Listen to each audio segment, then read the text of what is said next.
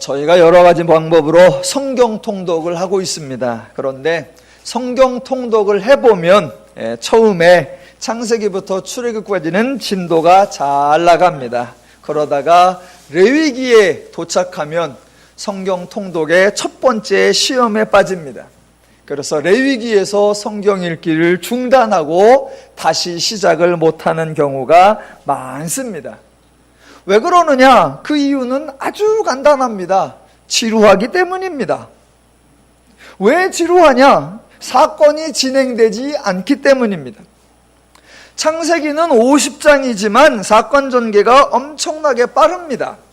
창세기 1장부터 11장까지는 원역사니까 제외한다 치더라도 아브라함을 부르는 12장부터 요셉이 죽는 50장까지 시간적으로 아무리 짧게 잡아도 대략 300년 정도의 시간이 흐릅니다. 그 300년의 역사를 38장으로 요약을 해놨으니까 사건 전개가 무지하게 빠릅니다. 그리고 그 내용도 우리의 일상생활과 매우 익숙합니다. 어느 집에 아들이 없는데 아들이 생겨서 손자를 구하고 그 다음에 그 손자들끼리 싸우고 그러다 팔려가고 그 나라에 기근이 들었다가 요셉이 총리가 되어서 기근을 이겼더라. 사건 전개가 빠르니까 지루하지가 않습니다. 출애굽기도 잘 넘어갑니다. 왜 잘 넘어가느냐? 재미있기 때문입니다. 처음 읽는 사람들은 우와 이게 진짜야? 말도 안 되는 이적과 기적이 등장하는 것 같습니다. 그래서 어떤 사람은 출애굽기를 읽고 판타지 소설의 원조가 성경이구나 라고도 하고 모세 할아버지는 마치 반지의 제왕의 간달프 할아버지 같다라고 합니다. 창세기하고 반대로 출애굽기는 시간이 매우 짧습니다. 모세의 출생부터 떨기나무 가운데서 하나님을 만날 때까지가 80년이 걸리는데 그 80년을 불과 출애굽기 1, 2, 3장에 끝내버립니다. 4장부터 40장까지 출애굽과 광야를 지나가는 이야기는 채 1년도 안 걸립니다. 그러니까 짧은 이야기이지만 흥미진진한 이야기가 나오니까 재미있어서 읽을만 합니다. 그런데 레위기에 들어가면 레위기에는 시간이 흘러가지 않습니다. 레위기에는 사건도 없습니다. 심지어 레위기에는 우리의 관심거리 되는 주제도 전혀 없습니다. 그래서 읽기 싫은 것이 아니라 읽어지지가 않습니다. 그래서 시험에 빠지는 거 쉽습니다. 정말 기적 같은 하나님의 은혜로 레위기를 넘어서면 그 다음부터는 그래도 진도가 잘 나갑니다. 왜 진도가 잘 나가느냐? 사건이 빠르게 진행되고 재미가 있기 때문입니다. 사사기 지나가고 사무엘상하 지나가고 열왕기 지나가면 두 번째 성경 통독 시험에 빠지는 곳이 나오는데 바로 역대기입니다. 이유는 레위기와 같이 아무 재미가 없기 때문입니다. 시작부터 사람의 이름이 등장하는데 1장도 이름이요, 2장도 이름이요, 3장도 이름이요, 4장도 이름이요, 5장도 이름이요, 10장까지 이름이 나옵니다. 수백 명이 등장하는데 아는 사람이 한 명도 없습니다. 내가 지금 뭘 하고 있나? 그래서 시험이 듭니다. 그 시험을 성령님의 도우심으로 기적같이 넘어가면 드디어 세 번째 시험이 등장하는데 성경 통독을 방해하는 세 번째 시험은 딱히 어느 한 책이 아니라 그냥 예언서 전체입니다. 예언서 전체. 예언서 전체가 성경 통독의 시험인 이유는 레위기나 역대기와는 다릅니다. 예언서가 읽혀지지 않는 이유는 읽어도 뭔 소린지 모르기 때문입니다. 예언서는 길이가 긴 대예언서 5권, 길이가 짧은 소예언서 12권, 총 17권인데 그 17권의 순서가 뒤죽박죽입니다. 역사 순서로 되어 있는 것도 아니고 예언한 순서대로 되어 있는 것도 아니고 예언된 지역별로 나누어져 있는 것도 아니고 예언자의 출신별로 나누어져 있는 것도 아니고 그냥 말 그대로 뒤죽박죽입니다. 그래서 앞에서 읽을 때 분명히 나라가 망했는데 뒤에 가보면 그 나라가 아직 안 망해 있고 앞에서 읽을 때 분명히 그 왕이 죽었는데 뒤로 가보면 그 왕이 살아 있습니다. 내가 제대로 읽은 건가 잘못 읽은 건가 뭔 얘기인지 모릅니다. 또 예언 자체가 매우 다중적입니다. 한편으로는 나라에 대한 예언이 나오고, 한편으로는 하나님에 대한 예언이 나오고, 한편으로는 구원자에 대한 예언이 나오고, 한편으로는 죄인에 대한 예언이 나오니까 이게 누굴 얘기하는 건지 뭘 얘기하는 건지를 모릅니다. 거기다 하나 더 합치면 예언서에는 반복이 왜 이렇게 많은지, 예언서를 읽다 보면 대부분 졸거든요. 졸다가 눈을 딱 뜨면 이게 아까 읽은 건가 지금 읽은 건가 구분이 안 됩니다. 그래서 예언서는 여러 가지로 감을 잡기가 좀 쉽지 않습니다.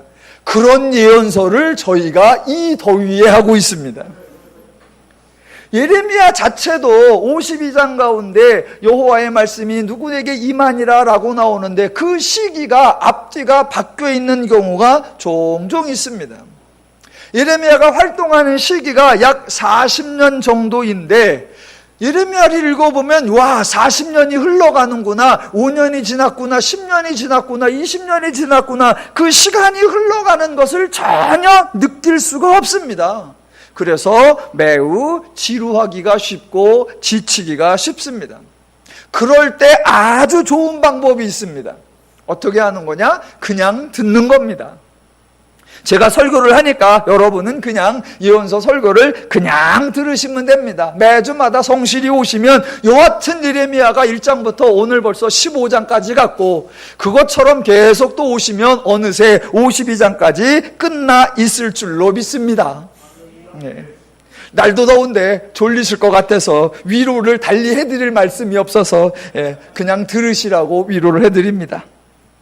자, 오늘 예레미야 15장 1절을 보시면, 여호와께서 내게 이르시되 모세와 사무엘이 내 앞에 설다 할지라도 내 마음은 이 백성을 향할 수 없느니 그들을 내 앞에서 쫓아내보내라 입니다. 이 15장 1절이 과연 여호와 신앙은 이방 종교와 다르구나 라는 것을 보여주는 아주 귀중한 구절입니다. 그런데 대부분의 분들은 그런 것을 눈치채지 못합니다.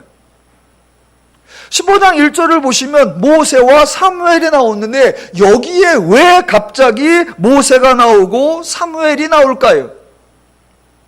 이게 단순하지가 않습니다. 그래서 하나님이 이렇게 말씀하신 배경을 좀 알아야 합니다.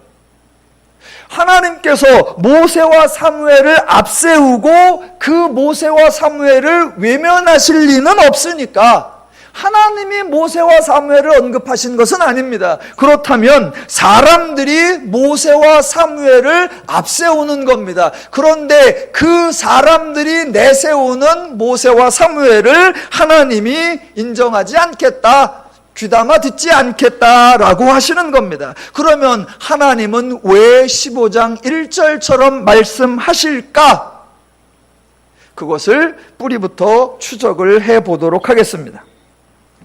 성경을 이렇게 보면 창세기부터 사람들의 행동이 좀 이상할 때가 있습니다. 하나님이 기대하신 바, 하나님이 예상하신 바, 하나님이 의도하신 바, 하나님이 원하시는 바하고는 전혀 다르게 행동할 때가 있습니다. 한 4가지를 골라볼 건데, 가장 먼저 사람들이 하나님의 기대와는 다르게 행동하는 게 뭐냐면 두려움입니다. 아담과 하와가 선악과를 먹은 후에 창세기 3장 8절을 보면, 그들이 그날 바람이 불 때 동산에 거니시는 여호와 하나님의 소리를 듣고 아담과 그의 아내가 여호와 하나님의 낯을 피하여 동산 나무 사이에 숨은지라입니다. 여러분, 왜 피할까요? 아담과 하와가 왜 숨을까요?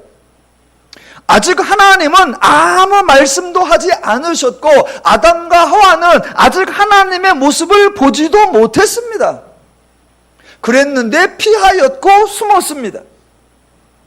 숨어 있으니까 하나님께서 아담아 내가 어디 있느냐라고 물으십니다. 그때 사람의 대답, 내가 벗었으므로 두려워하여 숨었나이다. 도대체 왜 두려워하고, 도대체 무엇을 두려워하고, 도대체 어떻게 두려워할까? 하나님은 사람들이 두려움을 느낄 만한 어떤 말씀도 어떤 행동도 하신 적이 없습니다. 그러므로 하나님에 대한 두려움, 하나님에 대한 거부감은 하나님으로 말미암은 것이 아니라 죄의 속성이구나, 죄의 결과구나 라는 것을 분별하셔야 합니다. 하나님은 하나님의 권위를 위해서 인간에게 지엄한 모습으로 나타나거나, 인간이 두려움을 느낄 만한 살벌한 모습으로 나타나거나, 감히 범접하기 힘든 무서운 모습으로 활동하시지 않으십니다. 하나님에 대한 두려움은 죄가 만들어낸 하나님에 대한 왜곡입니다. 인간들이 하나님의 기대와 다르게 이상하게 행동하는 행동 두 번째가 바로 제사입니다. 가인과 아벨이 각자의 삶을 꾸려나가기 위해 가인은 농사를 지었고 아벨은 양을 쳤다고 합니다. 그러면 가인이 지은 농사 소산물을 나누어 먹고 살고, 아벨이 지은 가죽으로 옷을 지어서 서로 살면 됩니다. 그런데 세월이 지난 후에 가인과 아벨이 여호와께 제사를 드렸다라고 합니다. 가인과 아벨은 왜 제사를 드렸을까요? 하나님은 천지를 창조하신 후 인간에게 제사를 요구하신 적이 없습니다. 그래서 저와 여러분은 죄는 단발적 행동이 아니라 죄라는 인식체계, 죄라는 사고방식이구나 라는 것을 확인하셔야 합니다. 그래서 죄가 하나님에 대하여 두려운 존재라는 왜곡된 개념을 만들었으니까 이어서 자동적으로 그 두려운 존재를 달래기 위한 방식으로 제사라는 종교 행위를 만들었다라는 것을 알 수 있습니다. 하나님에 대한 두려움이라는 그 개념이 죄가 만들어낸 왜곡이듯이 종교적 행위와 종교적 양식은 하나님이 제정하신 것이 아니라 죄의 발상에서 근거하여 만들어진 죄적인 모양입니다. 하나님은 인간을 창조하신 후 인간에게 종교적 양식을 지정해 준 적이 없고 종교적 행위를 요구하신 적이 없습니다. 인간이 죄를 지은 후에도 마찬가지였죠. 가인과 아벨에게 제사를 요구한 적이 없다고 그랬고, 하나님이 죄인들 중에서 최초로 인간을 선택하여 역사를 하신 사람이 그 노아인데, 그 노아를 홍수로부터 보존하기 위하여 방주에 태우시는데, 노아의 가족을 방주에 태우기 전이나 홍수에서 방주에서 나온 후에 하나님은 노아에게 단 한 번도 어떠한 종교 행위를 요구하신 적이 없습니다. 노아에게 말씀하시기를, 야 노아야, 너에게 동물들이 나올 것이다. 정결한 짐승은 암수 7쌍씩 나오고 부정한 짐승은 암수 2쌍씩 나올 건데, 홍수가 다 끝나고 배가 이제 도달하면 너는 배에서 나와서 그 정결한 짐승 중에서 골라서 여호와께 번제를 드려야 한다라고 말씀하신 적이 없습니다. 그러니까 가인과 아벨이 드린 제사나 노아가 드린 번제는 하나님의 의도와는 아무런 상관이 없는 것이었습니다. 인간이 행하는 이상한 행동 세 번째가 제단 또는 형상입니다. 하나님께서 죄인에게 하나님을 직접 계시하기 위하여 선택한 사람이 아브라함인데, 아브라함도 초창기에 죄인이었기 때문에 하나님을 배운 적이 없었기 때문에 당연히 사고가 죄적이었습니다. 하나님이 아브라함을 불러서 3가지 복을 주겠다라고 말씀하시고 갈대아 우르를 떠나서 가나안 땅에 이르게 하시고 가나안 땅에 도착했을 때에 내가 이 땅을 내 자손에게 주리라 라고 선언을 하셨습니다. 그랬더니 아브라함이 그 말씀을 듣고 바로 행동한 게 뭐냐? 그가 그곳에서 제단을 쌓고입니다. 여러분, 아브라함이 왜 제단을 쌓죠? 그 후에 아브라함이 베델 동쪽으로 옮겨서 장막을 칩니다. 그렇게 장막을 치고 또 하는 게 뭐냐면 그곳에서 제단을 쌓고입니다. 왜 제단을 쌓아요? 거기서 또 그 후에 헤브론에 있는 마므리 상술의 스풀에 이르러 거주하며 옮겼습니다. 옮기더니 하는 행동이 뭐냐? 또 그곳에서 제단을 쌓고. 아브라함의 아들 이삭이 있습니다. 이삭에게도 하나님이 나타나셔서 내 아버지 아브라함에게 했던 약속을 너에게도 이루리라 하나님이 확인을 해주십니다. 하나님의 약속을 확인받자마자 이삭이 하는 행동이 뭐냐면 그곳에 제단을 쌓고입니다. 이삭은 또 왜 이래요? 야곱이 집을 떠나서 외삼촌네 집으로 가다가 하루는 돌베개 베고 잡니다. 그런데 꿈속에 하나님이 나타나셔서 내 할아버지 아브라함과 내 아버지 이삭에게 했던 약속을 너에게도 이루어 주겠다라고 하나님께서 확인시켜 주니까 아침에 일어나더니 베개로 삼았던 돌을 가져다가 기둥으로 세우고 그 위에 기름을 붓고입니다. 왜 이래요? 아브라함이나 이삭이나 야곱이나 왜 제단을 쌓고 왜 돌기둥을 세우죠?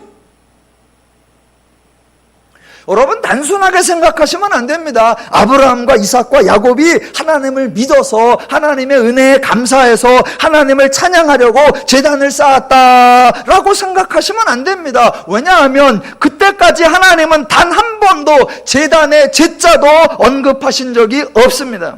하나님은 단 한 번도 제사를 드리라거나 제단을 쌓으라거나 돌을 세워서 그 위에 기름을 부으라 말씀하신 적이 없습니다.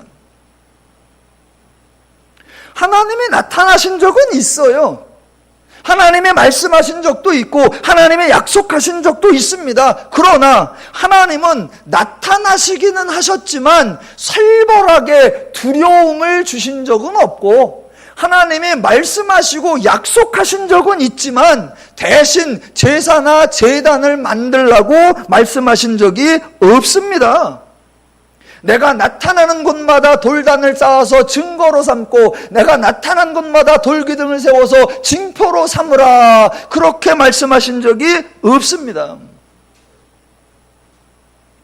제가 아브라함이나 이삭이나 야곱의 신앙을 의심하자는 것이 아니라 하나님이 계시를 주신 것은 맞지만 하나님이 은혜를 주신 것은 맞지만 그 은혜를 받은 사람의 반응은 하나님의 방식이 아니라 이방적 방식이었고 죄적 방식이었다라는 겁니다. 왜? 하나님에게는 그런 방식이 없다라는 걸 모르니까 분명히 하나님에게 말씀을 받고 하나님에게 약속을 받고 하나님의 은혜를 받으니까 하나님이 약속하시면 예 알겠습니다 그러면 돼요. 내가 너와 함께 하리라 그러면 예 그렇게 해주십시오 그러면 끝납니다.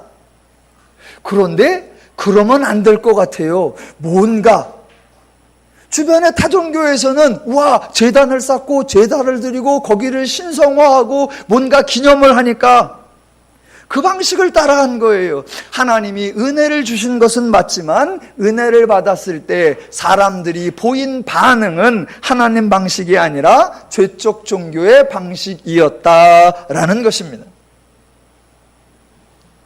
성경이 이야기 순서상으로 죄인들의 반응이 두려움, 제사, 제단이나 돌기둥 이렇게 차례차례 등장하지만 의미상으로는 동시에 발생합니다. 가인과 아벨의 경우를 보면 성경에 제사를 드렸다라고만 나오고 제단은 언급이 없습니다. 그러나 제단 없이 제사를 어떻게 드려요? 그러니까 제사를 드렸다라고 하면 제단이라는 말이 없을지라도 이미 제단을 쌓았구나라는 것이 전제되어 있는 것입니다. 반대로 아브라함이나 이삭, 야곱의 경우에는 제단을 쌓았다라는 표현은 자주 나오는데 제사를 드렸다라는 언급은 별로 없습니다. 그러면 제사를 드리지 않는 제단은 뭐하러 쌓아요? 그냥 반듯하게 뭔가를 만들었나? 아니요. 그러니까 제단을 쌓았다 그 말 속에는 아하, 그들이 제사를 드렸구나라는 사실도 포함되어 있습니다. 죄인들의 종교는 단계적으로 발생하는 것이 아니라 동시에 다발적으로 발생합니다. 지금 성경은 죄인들이 하나님을 모르니까, 하나님을 만난 적이 없어서, 하나님을 배운 적이 없어서 왜곡된 종교를 만들어낸다라고 설명하는 것이 아니라 훨씬 더 나아가서 하나님을 만나도, 하나님을 배워도, 하나님의 은혜를 받아도 그 하나님을 왜곡할 정도로 죄의 사고방식이 강력하고, 그 죄적 사고방식과 하나님의 방식은 완벽하게 다르다라는 것을 알려주며 그 차이점을 알으라고 저와 여러분에게 강조하고 있는 것입니다. 그러니까 저와 여러분은 성경을 읽으면서 사람들이 어떻게 하나님을 섬겼나라고 그 사람들에게 관심을 가지면 안 됩니다. 왜냐하면 사람들이 하나님을 섬기는 모습은 대부분 왜곡된 죄의 방식에 불과하기 때문입니다.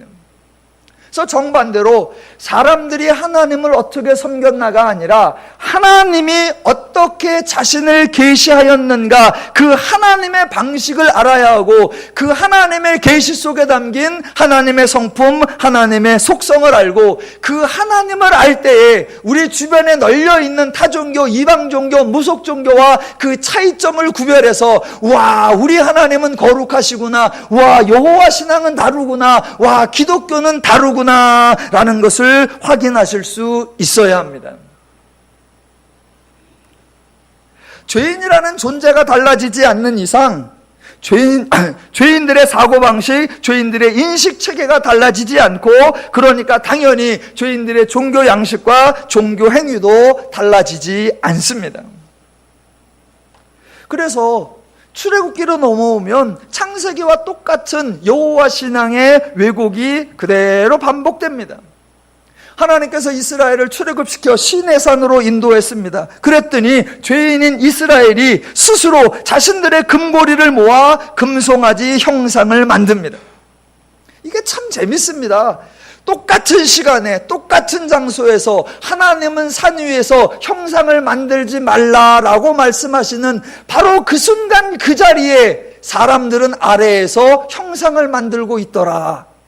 똑같은 장소, 만약 에휴 시간이 다르고 상황이 다르고 여건이 다르잖아요 라고 핑계대는 게 아니라 똑같은 장소, 똑같은 시간, 똑같은 상황에서 하나님은 형상을 만들지 말라 계명을 주시고 계시고 사람들은 밑에서 형상을 만들고 있어요. 참으로 여호와의 종교와 우상 종교가 어떻게 다른지 극명하게 대조가 되는 장면입니다. 종종 사람들이 오해를 합니다. 아브라함이 제단을 쌓은 것이나 야곱이 돌기둥을 세운 것은 믿음의 행동이고 이스라엘이 금송아지를 만든 것은 우상숭배다라고 구분하려고 합니다. 그렇지 않습니다. 둘 다 의도가 하나님과 다르고 둘 다 방식이 여호와 방식과 다른 겁니다.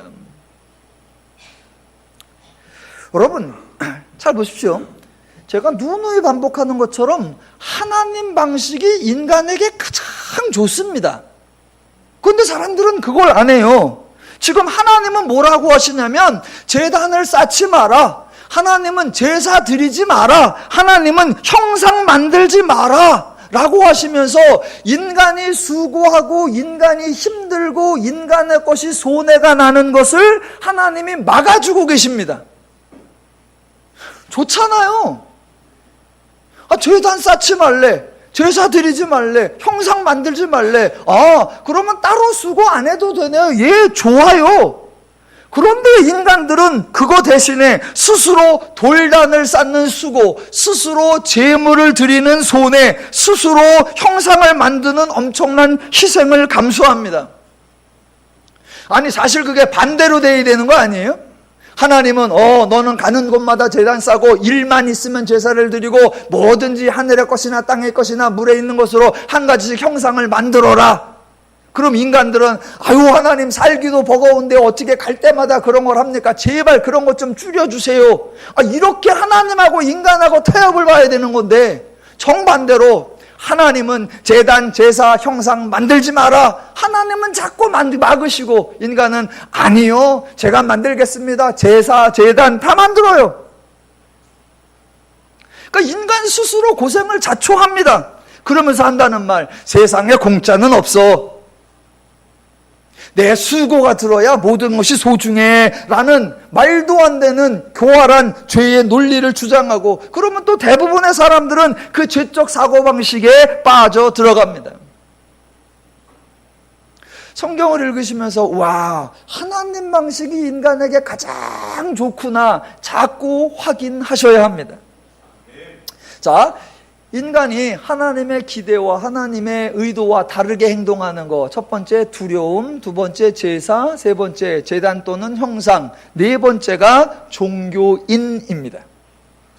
사사기를 보시면 미가라는 사람이 어머니의 은을 훔쳐서 신상을 만들고, 이어서 신당을 만들고, 이어서 한 아들을 세워 제사장으로 삼습니다. 얼마 후에 단지파가 와서 그 집을 약탈해 가는데, 은금을 약탈해 가는 것이 아니라 신상과 신당을 약탈해 가고 제사장까지 함께 약탈해 갑니다. 그래서 한 집안의 제사장 제도를 한 지파의 제사장 제도로 만듭니다. 이게 종교의 자연적인 현상이에요. 제가 흔히 말하는 종교의 세트, 종교의 패키지. 형상을 만들면 형상을 두는 신당이 있어야 되고, 신당을 만들어 형상을 두었으면 섬기는 제사장을 두어야 되고, 제사장을 두었으면 그것을 섬기는 종교 행위가 있어야 한다. 그 네 가지가 종교 세트, 종교 패키지예요. 누군가 죄인들이 모여서 죄 종교를 만들자 기획하지 않았고, 우상 종교의 모델을 만들자 하지 않았고, 시대에 따라서 우상 종교를 진보시키자 협의한 적이 없습니다. 그럼에도 불구하고 죄의 종교는 어느 시대 어느 지역이나 전형적인 양식을 띠게 되어 있습니다. 왜? 죄인의 사고방식, 죄인의 인식 체계의 열매이기 때문입니다. 그래서 죄의 종교들을 보면 하나님의 의도와 참으로 다릅니다. 그렇게 두려움 속에서 제사를 드리고 제단이 세워지고, 더 나아가 그 종교를 담당하는 종교인, 그 특정한 종교인을 세우면, 그때부터 종교는 신도들의 삶과는 무관하고 오직 제사장 또는 선지자 또는 종교인, 그들만의 전문 영역이 되어버리고, 이제부터 종교인들은 그 모든 종교 생활을 종교인들에게 대리자로 세워서 맡기게 됩니다. 자, 그래서 사무엘상을 보시면 이스라엘이 블레셋과 전쟁하다가 법궤까지 들고 나갔는데 패했어요. 그러니까 다 이스라엘 백성들이 선지자, 그 당시에 종교 대리인으로 알려져 있는 선지자 사무엘을 찾아와서 이런 말을 합니다. 사무엘상 7장 8절. 이스라엘 자손이 사무엘에게 이르되, 당신은 우리를 위하여 우리 하나님 여호와께 쉬지 말고 부르짖어 우리를 블레셋 사람들의 손에서 구원하시게 하소서라고 합니다. 아니, 절박한 게 자신들인데 자신들이 부르짖지 않고 대리인에게 부탁합니다. 패한 게 자기고, 자기들이 이기고 싶으면 자기들이 신에게 쉬지 말고 부르짖어야지요. 그런데 자기들은 그저 사무엘 찾아오고 사무엘에게 부탁하고 사무엘에게 독려합니다. 쉬지 말고 부르짖어서 우리를 구원하게 해달라라고 합니다.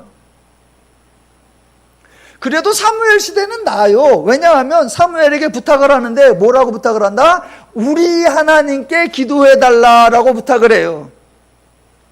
열왕기 시대에 가면 히스기야 시대에 아수르 군대가 쳐들어옵니다. 랍사게라고는 장군이 쳐들어와서 이스라엘이 매우 위험해집니다. 그러니까 히스기야가 자기 신하들을 이사야 선지자에게 보내서 그 선지자로 하여금 하나님 앞에 기도해달라고 합니다. 이런 부탁을 해요. 열왕기상 19장 4절. 당신의 하나님 여호와께서 혹시 그의 말을 들으셨을지라. 당신의 하나님 여호와께서 그 들으신 말 때문에 꾸짖으듯하니 당신은 이 남은 자를 위하여 기도하소서. 이번에도 급한 것은 자기고 절박한 건 자기인데 자기가 기도하지 않습니다. 자기가 찾아가지도 않아요. 신하들을 보내고 자기 하나님께 기도하려고 하지도 않아. 뭐라고 한다? 당신의 하나님께 당신이 기도해달라라고 합니다. 뭐 이따위 신앙이 있어요? 자기들은 싹 빠지고 종교 대리인을 내세워서 그 사람에게 모든 것을 행하도록 하는 거, 이게 전형적인 죄인들의 종교 양식입니다.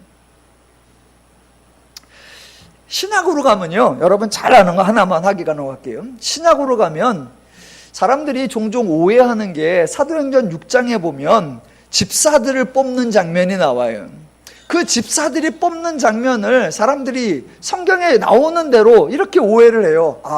사도들이 여러 사역을 하다 보니까 사역이 너무 분주해서 집중하지 못하는구나. 그러니까 사도들은 자기들은 말씀 전하는 일과 기도에 전념하기로 하고 섬기는 일, 접대하는 일은 집사들을 세워서 맡기기로 하자.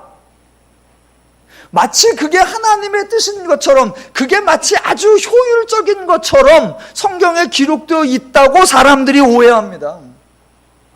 저는 아니라는 거예요. 여러분, 그러면 말씀 전하는 것과 기도하는 것은 사도들이 전념하면 그러면 집사들은 기도 안 해도 돼요? 집사들은 말씀 안 전해도 돼요? 그럼 반대로 사도들은 말씀 전하는 것과 기도만 하고 섬기는 일, 사람 상대하는 일, 접대하는 일 그런 거 안 하면 돼요? 그러니까 그게 하나님의 사역, 하나님의 신앙, 여호와 신앙을 특정인의 특정 사역으로 구분시으려고 하는 거, 그게 하나님의 의도와 전혀 다른 겁니다. 자, 지금까지 설명 들은 거를 여러분이 이해하셔야 지금 15장 1절로 들어갈 수 있습니다. 자, 1절을 다시 보겠습니다. 전문용어로 여기까지를 서론이라고 합니다. 1절 다시 보겠습니다. 그래도 천만다행인 것은 본론과 결론이 매우 짧다는 겁니다. 자, 1절. 여호와께서 내게 이르시되 모세와 사무엘이 내 앞에 섰다 할지라도 내 마음은 이 백성을 향할 수 없나니 그들을 내 앞에서 쫓아보내라 입니다. 자, 쫓아보내라라고 하는 뒤가 강조가 아니라 모세와 사무엘이 설지라도 그 앞이 강조입니다. 지금 하나님이 왜 이 말씀하시냐면 이스라엘 백성들이 자기들의 신앙, 자기들의 믿음, 자기들의 하나님의 말씀대로 행하는 것, 그런 것을 싹 빼놓고 언제나 대리인을 내세우고 그 사람들을 통하여 간구하고 그 사람들을 통하여 뭔가를 얻어내려고 하는 그런 신앙 방식을 들고 나오니까 하나님께서 나는 그런 대리인 제도를 거부한다 라고 하시는 거예요. 간구할 때도 자기들이 간구하지 아니하고 대리인, 종교적 대리인을 내세워서 대신 기도하라고 하고, 자기들이 평안한지 고생할지 그것에 대해서도 자기들이 하나님의 말씀을 따르느냐 안 따르냐 그거는 전혀 개의치 않고 선지자가 예언을 해서 뭐라고 예언했냐면 너희가 칼을 보지 아니하고 기근이 너희에게 이르지 아니할 거고 너희에게 평강이 임한다고 했었지. 우리는 그 예언만 붙잡고 있자 그러고 있단 말입니다. 그러다가 막상 곤고함이 오면 우리가 악을 행하였구나, 하나님께로 돌아가자, 그렇게 하는 것이 아니라 예언자가 그렇게 말했었는데 라고 예언자 탓만 하고 있고, 전쟁에 나가면 우리가 하나님께 의지하자라고 해야 되는데 하나님을 의지하는 건 전혀 없고 무슨 법궤가 신통력이나 있는 것처럼 법궤를 들고 나가자라고 하고, 전쟁에서 패했으면 우리가 하나님 앞에 불의했구나, 우리가 하나님 앞에 나아가고 우리의 행동을 바꾸자라고 해야 되는데 그딴 거 안 하고 여호와의 성전을 향하여 기도하거든. 자기들이 하나님 앞에 믿음, 자기들이 하나님 앞에 신앙, 자기들이 하나님 앞에 말씀대로 사는 것, 그거는 뒤로 싹 뺀 채 종교적 대리인을 내세우고 종교적 특정한 장소를 내세우고 종교적 특별한 수단과 방법을 동원하는 거 하나님 그런 방식 거부한다 그거예요. 그 대리인이 누구일지라도 설령 하나님이 선택하여 사용하신 모세와 사무엘일지라도 결코 대리인이 될 수 없다라는 겁니다. 왜 여러 사람이 있을 텐데 특별히 모세와 사무엘이라고 했느냐? 예, 모세와 사무엘을 통해서 그랬던 적이 있었어요. 아까 사무엘 말씀드렸죠. 전쟁이 나니까 사무엘에게 보내서 당신이 우리 하나님께 좀 쉬지 말고 기도해라 라고 했던 적이 있었고요. 모세도 그런 적이 있었습니다. 민수기 21장에 가보면 이스라엘이 광야 끄트물쯤에 하나님을 원망하고 불평합니다. 그러니까 불뱀이 나와서 백성들이 죽은 적이 있어요. 그랬더니 그 불뱀을 받고 많은 사람이 죽고 병들었으면 자기들이 병들고 자기들이 위험에 처해 있잖아요. 자기들이 하나님 앞에 우리가 잘못했다고 우리를 살려달라고 해야 되잖아요. 그런데 전부 다 우르르 모세한테 쫓아나가서 모세한테 뭐라냐? 당신이 여호와께 구하여 이 불뱀이 물러가게 좀 해주세요. 예, 그런 전례가 있습니다. 예전에 그들이 부르짖을 때 모세나 사무엘을 통하여 그렇게 대리인을 통해서 할 때 하나님이 들어주신 적이 있지요. 왜? 그들의 연약함을 불쌍히 여겨서, 왜? 하나님이 긍휼히 여겨서. 그러면 그렇게 은혜를 받았고 긍휼의 여김을 받았으면 각성해야 하고 자기들의 삶이 달라져야죠. 그런데 이게 하나님 방식이구나, 와 이렇게 하는 게 하나님의 수단이구나, 엉뚱하게 하나님을 배우지 않고 하나님의 비법, 하나님의 수단만 배워버렸단 말입니다. 그러니까 하나님이 너희가 모세와 사무엘이 있을지라도 내가 그들을 듣지 아니하리라. 그래서 예레미야에게도 그렇게 말씀하시는 거예요. 예레미야에게 몇 구절 볼까요? 7장 16절. 너는 이 백성을 위하여 기도하지 말고 그들을 위하여 부르짖어 구하지 말라. 내게 간구하지 말라. 11장 14절. 너는 이 백성을 위하여 기도하지 말라. 그들을 위하여 부르짖거나 구하지 말라. 11장 11절, 14장 11절. 너는 이 백성을 위하여 복을 구하지 말라. 왜? 여호와 신앙 원리는 대리인에게 있는 것이 아니고 여호와 신앙 원리는 어떤 종교적 제도나 양식이나 수단, 방법에 있는 것이 아니다. 이미 하나님이 은혜를 주셨고 이미 하나님이 복을 주셨다. 그렇다면 내가 하나님 말씀대로 행하라. 내가 행하여 내가 하나님의 복을 누리고 내가 행하지 않으면 내가 누리지 못한다라는 겁니다. 이런 패턴이 성경에 한 번만 나온다면 설득력이 좀 약하다고 하겠지요. 한 번만 나오는 게 아닙니다. 여러 번 나옵니다. 그래서 한 군데만 찾아볼게요. 예. 여러분이 지금 보시고 있는 데가 예레미야니까 그 다음 에스겔로 가보겠습니다. 에스겔 14장.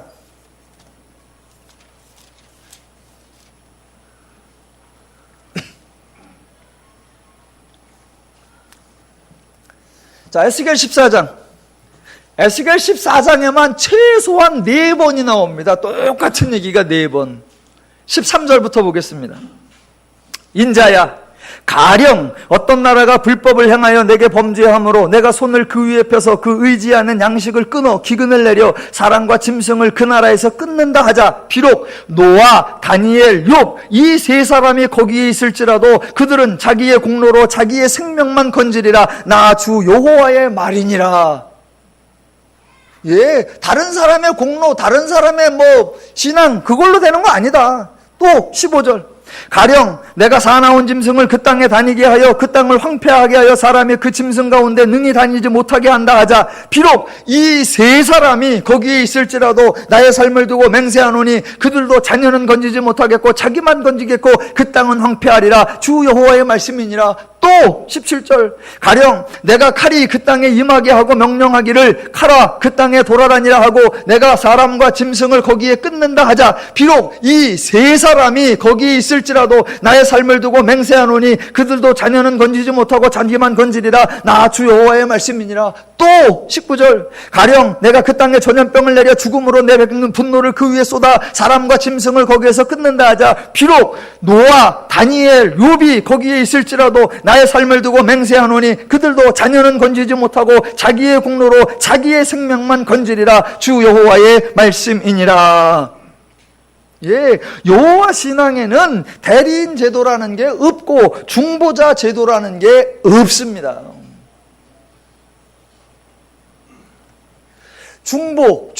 중보자. 예.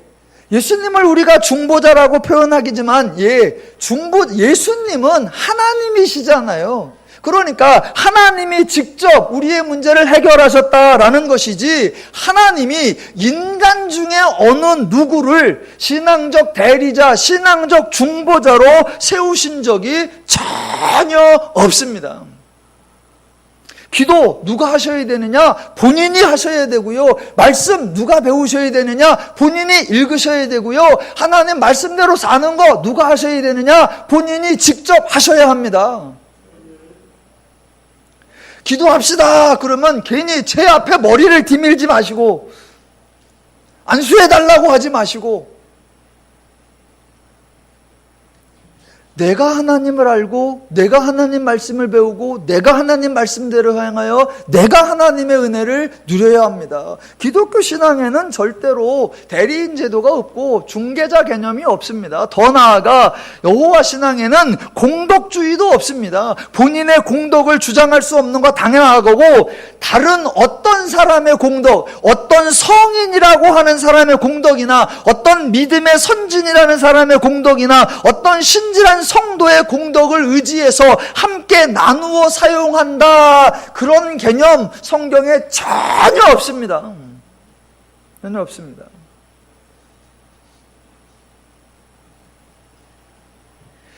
목사님 그래도 중보기도라는 거 있잖아요. 중보기도. 우리가 선교사님들을 위하여 중보합시다. 여러분, 제가 요즘에 믿음이 약해서 시험이 드는데 저를 위하여 중보해 주십시오. 중보라는 개념이 있잖아요. 여러분, 그 중보기도에서 중요한 문제는 우리가 중보기도한다, 내가 중보기도한다, 이게 강조가 아니에요. 우리가 중보기도한다가 아니라 우리의 기도를 하나님이 들으신다, 하나님이 우리를 불쌍히 여기시고 하나님이 우리를 사랑하셔서 우리의 말도 안 되는 기도, 우리의 억지 같은 기도, 우리의 떼쓰는 것 같은 그러한 부르짖음, 그거라도 들어주시고 그거라도 응답해 주시는 그 하나님의 자비, 그 하나님의 인애, 그 하나님의 긍휼, 그것이 강조이지, 절대로 우리가 뭉쳐서 기도하면 돼, 우리가 합심하여 기도하면 돼.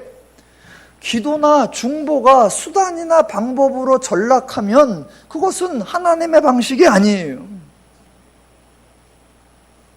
누누이 말씀드리는 바, 여호와의 신앙의 본질은 인간의 어떤 수고, 인간의 어떤 행동, 인간의 어떤 종교적인 양식을 통하여 인간으로 하여금 하나님을 변화시키는 거 아니에요. 인간으로 하여금 하나님을 응답하게 하는 거 아니에요. 정반대로 하나님의 역사하심으로 말미암아 인간이 변화하고, 하나님의 역사하심으로 말미암아 인간이 새로워지고, 하나님의 역사하심으로 말미암아 인간이 응답하는 거, 그게 여호와 신앙의 본질입니다.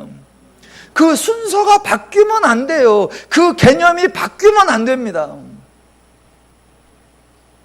그래서 누림교회에서 자꾸 강조하는 게 그거예요. 하나님의 역사하심으로 우리가 응답하는 거니까 하나님이 어떤 역사를 하셨는지 알자, 하나님이 나를 어떻게 변화시켰는지 배우자, 그거예요. 그게 만약 뒤집어지면 우리가 수고하자, 우리가 기도하자, 우리가 부르짖자, 우리가 헌신하자, 그래서 하나님을 변화시키자, 아니요. 우리로 말미암아 하나님을 변화시키는 것이 아니라 하나님이 행하시는 일을 알아 우리가 달라지는 것, 그게 신앙의 본질입니다. 자, 1절로 4절까지가 이제 결론입니다. 1절로 4절까지가 한 단락인데 핵심은 1절 서두였고요. 2절부터는 너무나 자연스럽게 이해가 됩니다. 그들이 만일 내게 말하기를 우리가 어디로 나아가리요 하거든 너는 그들에게 이르기를 여호와께서 이와 같이 말씀하시니라. 죽을 자는 죽음으로 나아가고 칼을 받을 자는 칼로 나아가고 기근을 당할 자는 기근으로 나아가고 포로될 자는 포로됨으로 나아갈지니라. 아니 자기들의 행동을 일체 변화하지 않고 예레미야에게 쫓아와가지고 또 종교적 대리인에게 쫓아와서 저기요 우리가 어디로 갈까요? 그러니까 대답은 아주 간단하게 갈 대로 가. 뒤질 놈은 뒤질 대로 가고 살 놈은 살 대로 가고. 특별히 하나님의 저주가 아니고 하나님의 진노가 아니에요. 자, 이제 중요한 거 3절과 4절로 갑니다. 3절과 4절. 여호와의 말씀이니라. 내가 그들을 네 가지로 벌하리니 곧 죽이는 칼과 찢는 개와 삼켜 멸하는 공중의 새와 땅의 짐승으로 할 것이며 유다왕 히스기야의 아들 므낫세가 예루살렘에 행한 것으로 말미암아 내가 그들을 세계 여러 민족 가운데에 흩으리라. 제가 3절과 4절을 읽으셨을 때에 여러분이 웃으셨어야 합니다. 주무시느라고들 못 웃으셨어요. 3절, 4절, 특별히 4절을 딱 보시면서 참 하나님이 말씀도 참 짓궂게 하신다 이렇게 하시고 웃으셨어야 돼요. 제가 이렇게 웃어야 된다고 힌트를 드렸는데도 전부 다 왜 웃어야 된다는 거지? 눈치를 못 채고 계세요. 자, 제가 그걸 설명해 볼게요. 자, 보세요. 지금 1절에서 강조한 게 뭐냐면 본인의 신앙이었습니다. 자, 본인이 말씀에 순종하지 않은 채, 본인이 말씀을 행동하지 않은 채 모세나 사무엘이나 예레미야나 그 누구를 동원해도 아무 소용이 없다라고 하나님이 말씀하셨습니다. 그렇다면 반대로 본인이 불순종한 게 아니라면 다윗이 불순종을 하든 아합이 불순종을 하든 므낫세가 온갖 악을 행하든 그 결과가 나에게 임해서는 안 되어야 합니다. 그런데 지금 하나님은 1절 후반부부터 4절까지 뭐라고 했느냐? 이스라엘을 쫓아내라, 네 가지로 벌을 주리라, 세계 여러 민족 가운데 흩으리라 라고 했는데 왜 그렇게 행하시느냐? 근거가 뭐냐면 유다왕 히스기야의 아들 므낫세가 예루살렘에 행한 것으로 말미암아입니다. 히스기야는 유다의 13번째 왕이고 므낫세는 14번째 왕인데 지금 예레미야가 활동하고 있는 시기는 요시야 왕 16번째 왕이 다스린 지 13년째입니다. 그러니까 아니 므낫세가 잘못한 것 때문에 왜 요시야 시대에 사는 백성들이 고난을 당해야 합니까? 그러면 안 되는 거잖아요. 하나님은 지금 이렇게 말씀하시면 안 돼요. 그런데 지금 이렇게 말씀하신단 말입니다. 왜죠? 왜 하나님은 1절과 정반대의 말도 안 되는 말씀을 하시죠? 예, 이게 하나님이 이스라엘 백성들을 설득해내기 위한 하나님의 하나님의 수사적 양식이에요. 저들을 깨우쳐내기 위한 하나님의 표현 방식입니다. 앞뒤 문맥을 모르시면 어떤 사람이 4절을 보면 이렇게 억울해하면서 따질 수 있습니다. 아니 하나님이 지금 불공평하잖아요. 하나님이 지금 정의롭지 않잖아요. 그렇게 비난할 수 있습니다. 하나님은 일부러 그 비난을 끌어내는 거예요. 너희들 그렇게 한번 따져보라는 거예요. 아이 하나님 조치가 부당하고 하나님 조치가 지금 전혀 옳지 않습니다. 아니 왜 므낫세가 행동한 것 때문에 내가 고생을 해야 합니까? 라고 제발 좀 하나님 앞에 따져라 이거예요. 따져라. 네가 그렇게 좀 따져라. 그렇게 따지러 오면 하나님이 이렇게 말하신다는 거예요. 그래 네 말이 딱 맞아. 왜 므낫세가 행동한 것 때문에 네가 벌을 받아야 되냐? 맞지? 그런데 그렇게 말하는 너는 왜 네 행동과는 무관하게 모세를 내세우고 사무엘을 내세우고 다니엘을 내세우고 노아를 내세우고 욥을 내세우고 선지자나 제사장을 내세워서 선처를 받으려고 하냐? 하나님이 지금 이스라엘의 부적절한 종교 행위를 지적하기 위해서 하나님이 먼저 부적절한 논리로 선빵을 치신 거예요.